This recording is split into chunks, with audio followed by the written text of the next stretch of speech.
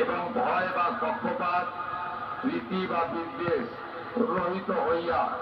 সকল শ্রেণীর জনগণের প্রতি সংবিধান ও বিধি অনুসারে ন্যায় আচরণ করিব।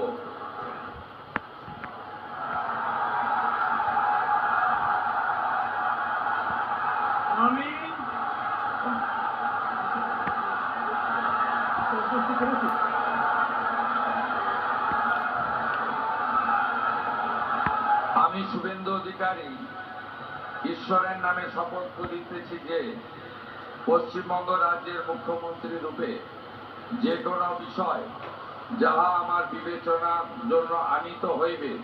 বা আমি জ্ঞাত হইব, তাহা মুখ্যমন্ত্রী রূপে আমার কর্তব্য সমূহের যথাযথ নির্বাহের জন্য যেরূপ আবশ্যক হইতে পারে তদ্গতিতে আমি প্রত্যক্ষ বা পরোক্ষভাবে কোনো ব্যক্তি বা ব্যক্তিগণের নিকট জ্ঞাপন করিব না বা প্রকাশ করিব না।